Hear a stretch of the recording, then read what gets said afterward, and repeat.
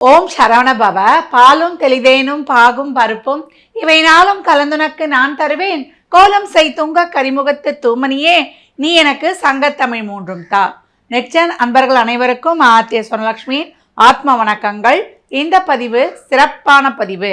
அப்படி என்னன்னு கேட்குறீங்களா? குரு பெயர்ச்சி 12 ஆண்டுகளுக்கு ஒரு முறை நம்மளுடைய காலச்சக்கரத்தின் 4ஆம் இடம் சொல்லக்கூடிய கடகம் எனும் பிரளய ராசியில் குரு பயிற்சி ஆகிறார். ஏன்னா இந்த ஒரு வருடம் பார்த்தீங்கன்னா இந்த பராப வருடத்தில் மிதுனத்திலிருந்து கடகத்திற்கும் கடகத்திலிருந்து சிம்மத்துக்கும் அதிசாரத்தில் அக்டோபர்லேருந்து ஜனவரி வரைக்கும் இருப்பார், ஒரு 3 மாத காலம். இப்படி இந்த வருடமே 3 ராசிகளில் பயணிப்பதனால நிறைய மாற்றங்கள், எதிர்பாராத மாற்றங்கள்லாம் நிகழும். அப்படியாப்பட்ட இந்த சிறப்பான குரு பெயர்ச்சி, குறிஞ்சிப்பூ எப்படி 12 ஆண்டுகளுக்கு ஒரு முறை பூக்குமோ அதே போல கடகத்தில் குரு பகவான் பெயர்ச்சியாவது உச்சநிலை.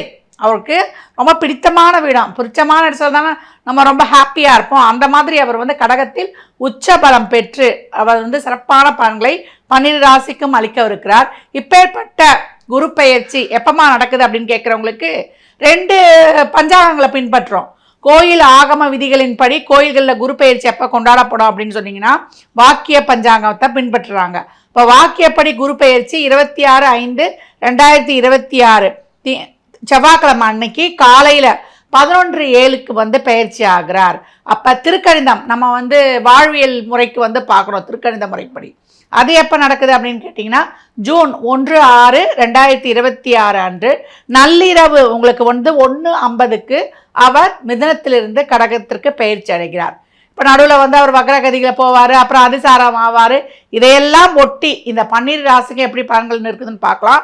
அதை தவிர்த்து இந்த உலகளாவிய அளவில் என்ன மாதிரியான மாற்றங்கள் ஏற்படும், குரு பகவான் வராரே அப்படின்னு ஆவலாக காத்து கொண்டு பொது பலன்களாக பார்த்தீங்கன்னா ஏற்கனவே சிம்மத்தில் நம்மளுக்கு கேது, கும்பத்தில் ராகு, கேந்திரத்தில் சூரியன் வரும்போதெல்லாம் அரசியலில் மிகப்பெரிய மாற்றங்கள் ஏற்படும். ஏற்கனவே நம்ம தமிழ்நாட்டில் அரசியலில் பயங்கரமான மாற்றங்கள், ஒவ்வொரு நாளும் என்னென்ன நிகழ்ச்சி நடைபெறும் அப்படின்லாம் நம்ம இப்போலாம் சீரியல்லாம் விட்டுட்டோம். இப்போ நியூஸ் சேனல் தான் அதிகப்படியாக மக்களால் டே டு டே லைஃப்பில் பார்க்கப்படுது. ஏன்னா இளைஞர்கள்லாம் அரசியலில் ஆர்வம் காட்டுற அளவுக்கு அரசியலில் பல அதிரடி மாற்றங்கள், திறப்பங்கள் உலகளாவிய அளவில். இப்போ ட்ரம்ப் போய் ஈரான் கிட்ட போடுறாரு பார்த்தீங்களா, புகை, அதாவது போர் மேகங்கள் சொல்லலாம்.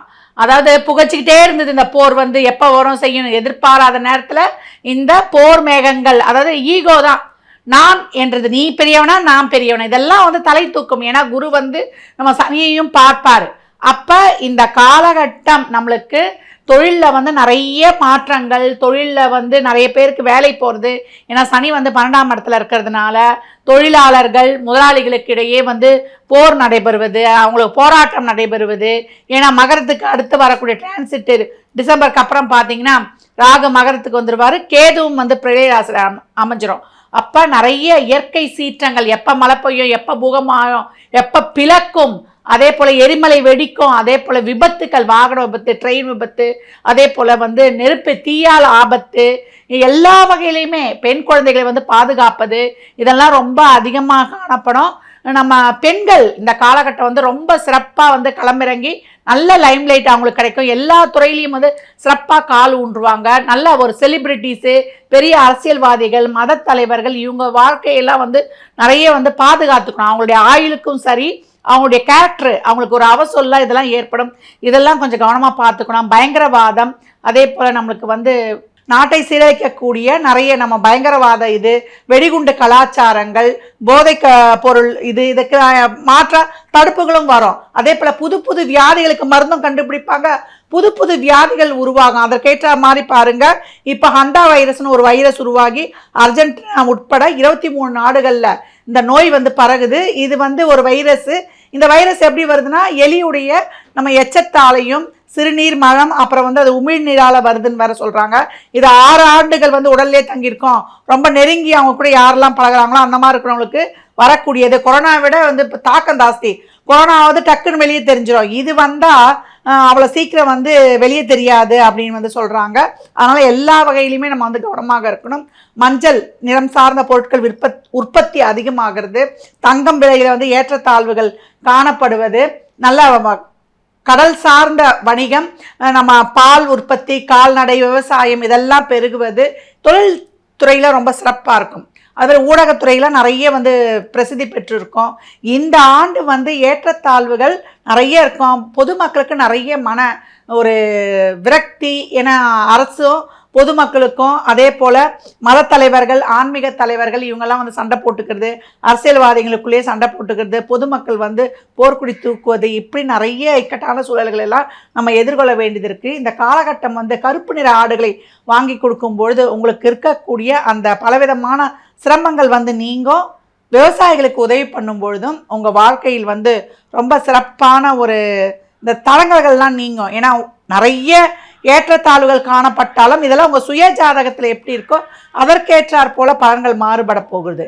அப்போ இந்த குரு பயிற்சி, இந்த பராபவ வருடத்தில் வரக்கூடிய இந்த சிறப்பான குரு பெயர்ச்சி, அதாவது உச்சமாகக்கூடிய குரு அன்றாட வாழ்வில் நடத்தக்கூடிய ஒரு சாமானிய மக்கள்லேருந்து சாதிக்கும் மக்கள் வரைக்கும் நிறைய ஏற்றத்தாழ்வுகள் வந்து காணப்படும். அனைத்து வகையிலையும் இதை கடந்து வருவதற்கு தான் சொல்லியிருக்கேன். விவசாயிகளுக்கும் அந்த மாதிரி கருப்பு நிற ஆடுகளை வந்து இந்த கால்நடை வளர்ப்பவர்களுக்கு உதவி பண்ணுவது, வாயில்லா பிராணிகளுக்கு உதவி செய்வது, சேரிட்டி நிறைய வந்து நம்ம தான தர்மங்கள் இயலாதோருக்கு பண்ணுவது, நேர்மையான வழியில் வந்து நடப்பது, கோயில்களில் வந்து புராதன கோயில்களுக்கு போய் உழவார பணி செய்வது, அந்த கோயில்களை வந்து நம்ம புனரமைப்பது, இதெல்லாம் ரொம்ப சிறப்பாக இருக்கும். இதில் என்ன ஒரு வேடிக்கைன்னா ஆன்மீகவாதிகளும் அரசியல்வாதிகளும் இவங்களுமே ஒருத்தருக்கு ஒருத்தர் சண்டை போட்டுக்கொள்வாங்க. அப்போ ஆன்மீகம், அரசியல், அன்றாட இருக்கக்கூடிய பொது ஜனங்கள், அரசியல்வாதிகள் இப்படின்னு பலதரப்பட்ட குழப்பங்களும் நிறைய வந்து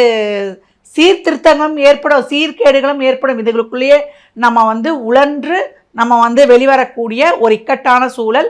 இதை கடந்து வருவதற்கு தான் நம்ம எளிமையான வழிபாடுகள், நம்ம வந்து பரிகாரங்கள்லாம் பின்பற்றி நம் வாழ்வை வளமாக்கி கொள்ளலாம். ரிஷப ராசிக்கு இந்த குரு பயிற்சி எப்படி இருக்குன்னு பார்க்கும்பொழுது ரொம்ப அருமையான பயிற்சி அப்படின்னு சொல்லலாம்.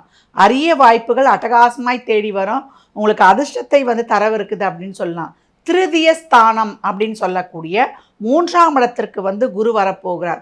2லிருந்து நிறைய பண கஷ்டம், பொருள் கஷ்டம், நிறைய கடன், நாங்களுக்கு குடும்பத்தில் நிறைய பிரச்சனை இருக்குதுமா, எங்களால் வந்து மீண்டு வர முடியல, பொருளாதாரத்தில் ஒரு ஏற்றம் கிடைக்குமா, குடும்ப வாழ்வில் ஒரு நிம்மதி கிடைக்குமா, நிறைய வந்து ஒரு கான்டெக்ட்ஸ் கிடைக்குமா, நாங்கள் வந்து எங்கள் வாழ்க்கையை வந்து முன்னேற்றி கொள்ளணும் அப்படின்னு பார்க்குறோம் அப்படின்னு தவிப்பவர்களுக்கெல்லாம் இந்த குரு பயிற்சி ரொம்ப அருமையாக இருக்குது. அடுத்து வரக்கூடிய கிரக நகர்வுகளும் உங்களுக்கு சாதகமாக இருக்குது. 3இல் கேதுவும் உங்களுக்கு 9இல் ராகுவும் வந்து அவங்களுமே உங்களுக்கு கை கொடுக்குறாங்க. ஏற்கனவே வந்து 11ல் வந்து சனி இருந்து உங்களுக்கு லாப சனியாக உங்களுக்கு வந்து அவர் தான் யோகர் வந்து சிறப்பாக செயல்பட்டு கொண்டிருக்கிறார். சனிலாம் வந்து நம்மளுக்கு முழுமையான ஒரு பலனை கொடுக்கணும்னா நம்ம வந்து திறம்பட உழைக்கணும், சலிக்காமல் உழைக்கணும். ஐயோ என்னடா வேலை செய்யணுமா, போனோமா வரணுமான்னு அப்படின்னு மனசு கஷ்டப்பட்டு அந்த வேலையை செய்யக்கூடாது. சந்தோஷமாக ஆத்மார்த்தமாக அந்த வேலையை வந்து சிறப்பாக செய்யும்போது, தியானமே வேறு ஒன்றும் இல்லைங்க, நம்ம செய்யக்கூடிய செயலில் நம்மளுடைய ஐம்புலன்களையும் செயல்படுத்தி நம்ம செய்கிறது தான், பர்ஃபெக்ஷனாக செய்கிறது தான், சிறப்பாக செய்கிறது தான். எப்போவுமே ரிஷபம் வந்து வேலையை வந்து அப்படி இடைவிடாமல் செய்யும். இந்த காலகட்டம் சனி பார்வை லக்னம் ராசிக்கு விலகிறதுனால செய்ய முடியாமல் அவங்க வந்து பிளான் போடுவாங்க, ஆனால் செயல்படுத்த முடியாது. நிறைய திருஷ்டி தோஷம் இருக்கும். அதனால் செவ்வாய், வியாழன், ஞாயிறில் வந்து சுற்றி போட்டுக்கொள்வது ரொம்ப சிறப்பு. ஆலயங்களுக்கு எப்போல்லாம் நேரம் கிடைக்குதோ ஆலயங்களுக்கு செல்லுங்க. நிறைய பேர் வந்து நிறைய சாமி கும்பிடணும், அப்போ தான் நம்மளுக்கு விமோச்சனம் கிடைக்கும். 24 மணி நேரம் சாமியை கும்பிட்டுட்டு இருந்தால் மட்டும் நம்மளுக்கு பலன் கிடைக்காது. நம்மளுடைய செயல்களை, கடமைகளை, ரொட்டீன் வேலையை சிறப்பாக செய்யும்பொழுது சனி அதை தான் எதிர்பார்க்கிறார். நிறைய பொறுப்பு, பொறுமை, விடாமுயற்சி, விஸ்வரூப வெற்றின்ற மாதிரி உங்களுடைய உழைப்பை போடுங்க, நல்லா உழைக்க தயாராகுங்க. உங்களுக்கு நல்ல பொருளாதார முன்னேற்றம், அதே போல் ஜாப் செக்யூரிட்டி, பணி நிரந்தரமாவது, நல்ல திருமணம் அமைப்பு, உங்களுக்கு நல்லா 3ஆம் இடத்துலேருந்து உங்களுக்கு 7ஆம் இடத்தை பார்ப்பார். இது வரைக்கும் வந்து உங்களுக்கு மற்றவரால் ஒரு ஆதாயம் இல்லைனாலும் ஆதாயத்தை கொடுப்பது, கணவன் வழி மனைவி வழி ஒரு ஆதாயம், அவங்க மூலியமாக ஒரு பெனிஃபிட் அமைவது, அவங்களால் ஒரு அதிர்ஷ்டகரமான செயல்கள் ஏற்படுவது, தாய் வழி தந்தை வழி உறவுகளில் இந்த பிரச்சனைகள் நீங்குவது, தந்தையால் ஆதாயம், அதிர்ஷ்டம் உங்களை தேடி வருவது, தந்தைக்கு நல்ல உடல் ஆரோக்கியம் வந்து சிறப்பாக இருப்பது. இது வரைக்கும் வந்து தொழிலில் வந்து ஒரு வருமானம் இல்லை, எனக்கு வந்து ஒரு முதலீடு செய்து கொள்ளலான்னு காத்திருக்கிறவங்க முதலீடு செய்து கொள்ளக்கூடிய காலம். பின்னால் வாழ்க்கைக்கு நீண்ட கால முதலீடுகள் சேமித்து வைத்துக்கொள்ளணும். சிக்கனமாக செலவு பண்ணி சேமித்து வைத்துக் கொள்வது ரிஷபத்துக்கு ரொம்ப சிறப்பு. உங்களுக்கு தொழில், திருமணம், வேலைவாய்ப்பு, குழந்தை பாக்கியத்திலேருந்து என்னென்ன நீங்கள் நடக்கணும்னு நினச்சிங்களோ அத்தனை விதமான சுபகாரியங்களும் நடக்கவிருக்கு. நீங்கள் வீட்டில் ஏற்றுற தீபத்துடன் 3 நெய் தீபங்களை வியாழந்தோறும் ஏற்றுங்க. அப்படி இல்லை அருகில் இருக்கக்கூடிய சிவன் ஆலயங்களுக்கு வியாழக்கிழமை மாலை சென்று தீபம் ஏற்றி வழிபட்டு வருவது உங்கள் வாழ்வை மிக சிறப்பாக வளமாக்கும்.